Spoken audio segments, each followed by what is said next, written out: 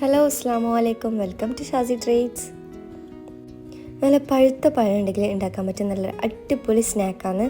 അപ്പോൾ ഇതെങ്ങനെ ഉണ്ടാക്കുന്നതെന്ന് കണ്ടു നോക്കാം. ആദ്യം നമുക്ക് ഈ പോളൻ്റെ ഉള്ളിലത്തെ ഫില്ലിങ് തയ്യാറാക്കിയിട്ടെടുക്കാം. അതിനായിട്ട് ഒരു പാൻ അടുപ്പത്തേക്ക് വെച്ചിട്ട് ഇതിലേക്ക് 3/4 ടേബിൾ സ്പൂൺ അളവിൽ ഗീ ചേർത്ത് കൊടുക്കാം.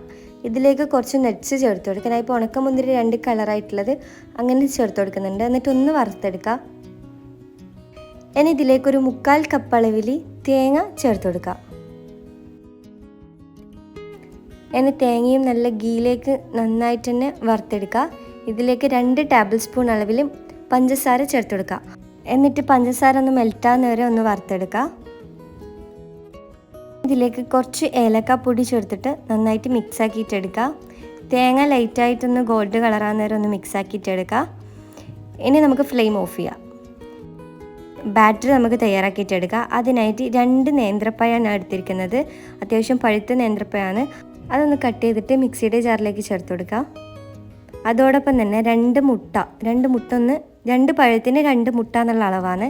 2 പഴത്തിന് 2 മുട്ട ചേർത്ത് കൊടുക്കുക. വലിയ പഴം മറ്റാണെങ്കിൽ 3 മുട്ട ചേർത്ത് കൊടുക്കുക. ഇതിലേക്ക് പിന്നെ 1/2 കപ്പ് അളവിൽ പാല് ചേർത്ത് കൊടുക്കുക. ഇനി മധുരത്തിനായിട്ട് 2 ടേബിൾ സ്പൂൺ അളവിൽ പഞ്ചസാര ചേർത്ത് കൊടുക്കുക.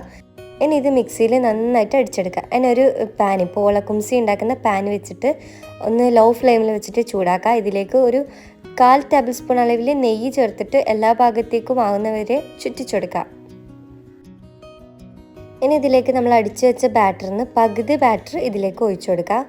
പകുതി ബാറ്റർ ഒഴിച്ചു കൊടുത്തിട്ട് ഇത് ഒന്ന് അടച്ചു വെക്കുക. ഒരു 5 മിനിറ്റ് ഒന്ന് അടച്ചു വെക്കുക. അപ്പോഴേക്കും അടിഭാഗം ഒന്ന് സെറ്റായി കിട്ടും.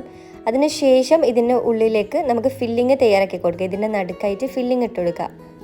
അപ്പോൾ ഞാൻ പറഞ്ഞൊരളവ് ഇതിന് കറക്റ്റാണ്, ഫില്ലിംഗ് ഒക്കെ കറക്റ്റാണ്. അപ്പോൾ ഫില്ലിങ് ഫുള്ളായിട്ട് തന്നെ ഇതിലേക്ക് ചേർത്ത് കൊടുക്കുക.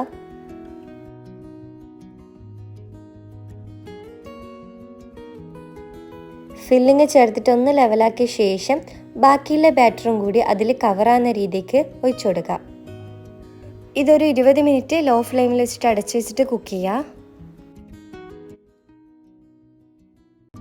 20 മിനിറ്റിന് ശേഷം ഒരു കത്തിയോ സ്ക്യൂറോ ഒന്ന് വെച്ചിട്ട് കുത്തി നോക്കിയ ശേഷം ഒട്ടിപ്പിടിക്കുന്നില്ല എന്ന് കണ്ടു കഴിഞ്ഞാൽ നമുക്ക് ഇതൊന്ന് തിരിച്ചിട്ടിട്ട് കുക്ക് ചെയ്യാം. മേൽഭാഗത്തും ഒന്ന് കളർ ചേഞ്ച് ആക്കിയിട്ട് വെക്കാം.